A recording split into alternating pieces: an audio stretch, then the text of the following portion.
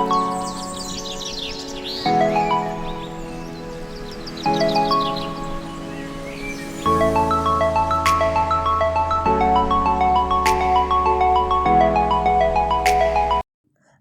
வணக்கம். இன்றைக்கி நம்ம வீடியோவில் தூதுவளை சூப் எப்படி பண்ணுறது அப்படின்னு பார்க்கலாம். நிறைய பேருக்கு சளி, இருமல், காய்ச்சல் அப்படின்னு இந்த காற்று காலத்தில் ஸ்டார்ட் ஆகிருக்கு. நிறைய பேர் வீட்டுக்கு வீடு பார்த்தோம்னா நிறைய ஜலதோஷம், இருமலில் கஷ்டப்படுறாங்க. அதுக்கு நம்ம டேப்லெட்லாம் எடுத்து சரி பண்ணுறதை விட இது போல் மூலிகைகளை யூஸ் பண்ணும்போது நமக்கு கொஞ்சம் ஸ்லோவாக நமக்கு சரியானாலும் இது ஒரு நிலையாக ரொம்ப நாளைக்கு நமக்கு திருப்பியும் இந்த சளி தொல்லைகள்லாம் வராமல் இருக்கும். அதுக்கு தூதுவளை ஒரு நல்ல ஒரு மருந்து. தூதுவளையை நம்ம தொட்டிகளில் ரொம்ப சுலபமாக வளர்க்கலாம். அதுக்கு ஒரு அழகான பூக்கள் உண்டு. நம்ம கத்திரி செடியில் இருக்கும் பார்த்திங்களா, அதே கலரில் ஒரு அழகான பூக்கள் உண்டு. பழமும் ரொம்ப அழகாக இருக்கும். நல்லா கோவப்பழ கலரில் நல்ல உருண்டை உருண்டையாக இருக்கும். இப்போ இந்த செடியில் இப்போ பழங்கள் இல்லை, பூக்கள் மட்டும்தான் இருக்குது. செடி ஃபுல்லாக முள்ளாக இருக்கும். செடியோட இலைகள்லேருந்து தண்டு பகுதி எல்லா பக்கத்துலேயுமே நிறைய முள் இருக்கும். அதனால் நீங்கள் இந்த இலைகளை பறிக்கும் போது சிசர் வச்சு ரொம்ப பொறுமையாக தான் கட் பண்ணி எடுக்கணும். தூதுவளை சூப்புக்காக வேண்டி ஒரு அரை கப் அளவுக்கு தூதுவளை இலைகளை பறித்து நல்லா கழுவி எடுத்து வச்சுருக்கேன். முள் அதிகமாக இருக்கும் அப்படின்றதுனால கவனமாக பறிக்கணும். இப்போ அடுத்து சின்ன வெங்காயம் ஒரு 10, ஒரு 5-6 பல் பூண்டும் உரித்து எடுத்து வச்சுருக்கேன். இதை நம்ம இடிக்கிற கல்லில் ஒன்றும் பாதியமாக இடித்து எடுத்துக்கலாம். நறுக்க வேண்டாம், இடித்து எடுத்துக்கோங்க. இப்போ நம்ம சூப் தயார் பண்ண ஆரம்பிச்சிடலாம். இப்போ அடுப்பை பற்ற வச்சுட்டு நல்ல ஒரு அடி கனமாக இருக்கக்கூடிய ஒரு கடாயை எடுத்து வச்சுக்கோங்க. அதில் 2 ஸ்பூன் அளவுக்கு நெய் சேர்த்துக்கோங்க. இந்த சூப் பண்ணுறதுக்கு நெய் தான் யூஸ் பண்ணணும். ஏன்னா தூதுவளை கீரை எல்லாமே நல்ல ஹீட்டு கொடுக்கும். நெய் சேர்த்திங்க அப்படின்னா அது நமக்கு கொஞ்சம் ரொம்ப ஹீட் ஆக்காமல், அதே நேரத்தில் இந்த சளி இருமலுக்கும் நெய்யும் ஒரு நல்லது அப்படின்றதுனால நெய் சேர்த்து வதக்கிக்கணும். 2 ஸ்பூன் நெய் போட்டுக்கோங்க. அது கூட நம்ம இடித்து வச்சுருக்கிற வெங்காயம், பூண்டு அதையும் சேர்த்து நல்லா வதக்கிக்கோங்க. வெங்காயம் பூண்டோடைய பச்சை வாசனை போகட்டும். ஸ்டவ் நீங்கள் சிம்மிலே வச்சுக்கோங்க. ரொம்ப அதிகமாக வைக்க வேண்டாம்.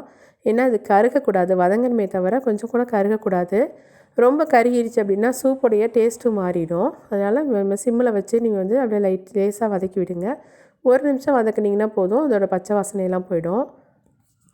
வெங்காயம் பூண்டோடைய பச்சை வாசனை போனதுக்கப்புறம் 1/2 ஸ்பூன் அளவுக்கு மிளகு, 1/2 ஸ்பூன் அளவுக்கு சீரகம் சேர்த்து திருப்பி நல்லா வதக்கி விட்டுக்கோங்க. நம்ம போட்டிருக்கக்கூடிய மிளகு, ஜீரகம் அது எல்லாமே கொஞ்சம் லேசாக பொரிஞ்சு வரட்டும். அது வாசனை வர அளவுக்கு நம்ம அதை வறுத்துக்கலாம். அதுக்கப்புறமேட்டுக்கு நம்ம க்ளீன் பண்ணி வச்சுருக்கக்கூடிய தூதுவளை கீரையை அதில் சேர்த்துடலாம்.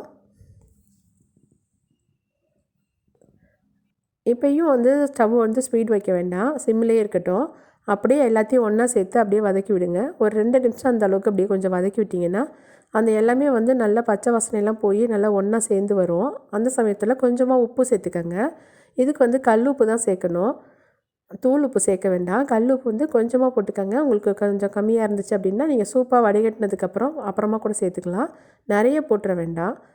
இப்போ அப்படியே நல்லா மிக்ஸ் பண்ணி விட்டுட்டு ஒரு 1.5 டம்ளர் அளவுக்கு தண்ணி சேர்த்துக்கோங்க. நான் இது 2 பேர் குடிக்கிற அளவுக்கு இந்த சூப் தயார் பண்ணுறேன். உங்களுக்கு எத்தனை பேருக்கு தேவை அப்படின்றத பார்த்து அதோடய அளவுகளை நீங்கள் கூட்டவோ குறைக்கவோ செஞ்சுக்கலாம். இப்போ நல்லா கொதிக்கட்டும். மூடி போட வேண்டாம், திறந்தே இருக்கட்டும். அப்பப்போ கொஞ்சம் நீங்கள் அப்போ கிளறி விட்டுக்கிட்டிங்கன்னா போதும். இப்போ சூப் நல்லா கொதிக்க ஆரம்பிச்சிருச்சுங்க. ஒரு 2 நிமிஷம் அப்படியே நல்லா கொதிக்க விடுங்க. அப்போ தான் அதில் இருக்கிற வெங்காயம், பூண்டு, அந்த தூதுவளை கீரை, மிளகு, ஜீரகம் அதில் இருக்கிற எல்லா சத்துக்களும் அந்த தண்ணிக்கு வரும். நல்லா கொதிச்சதுக்கப்புறமா நீங்கள் நல்லா வடிகட்டி வச்சு வடிகட்டிடுங்க. நல்லா குழிக்கரண்டியாக வச்சு அந்த வடிகட்டும் போது அந்த எல்லாத்தையுமே நல்லா மசிச்சு விட்டு வடிகட்டிடுங்க. அப்போ தான் அதில் இருக்கிற சத்துக்கள் எல்லாமே அந்த சூப்புக்கு வந்துடும். இப்போ போதும், இந்த அளவுக்கு கொதிச்சிச்சின்னா நம்ம வடிகட்டி எடுத்துக்கலாம்.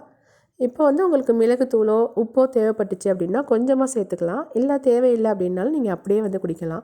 இந்த சூப்பை ஒரு நாளைக்கு ஒரு தடவை அப்படின்ட்டு 3 நாள் குடிச்சிங்கன்னா போதுங்க. ஜலதோஷம், இருமல், சளி அது எல்லாமே குணமாகும். அது மட்டும் இல்லாமல் நோய் எதிர்ப்பு சக்தி அதிகமாகும். அதனால் அடிக்கடி சளி பிடிக்கிறது குறையும். இப்போது சீசன் மாறுறதுனால நிறைய பேருக்கு இருமல், சளி, ஜலதோஷம் கஷ்டப்படுறாங்க. அந்த நேரத்தில் இந்த மாதிரி சூப்லாம் வச்சு கொடுத்தோம் அப்படின்னா சீக்கிரமாக சரியாகும். அதே நேரத்தில் நமக்கு நல்ல ஒரு நோய் எதிர்ப்பு சக்தியும் கிடைக்கும். இந்த வீடியோ உங்களுக்கு யூஸ்ஃபுல்லாக இருந்திருக்கும் அப்படின்னு நினைக்கிறேன். உங்களுக்கு இந்த வீடியோ பிடிச்சிருந்துச்சுன்னா லைக் பண்ணுங்கள், ஷேர் பண்ணுங்கள். தமிழ் நிம்மி கிரியேஷன்ஸ் சேனலை சப்ஸ்கிரைப் பண்ணுங்கள். தேங்க்யூ.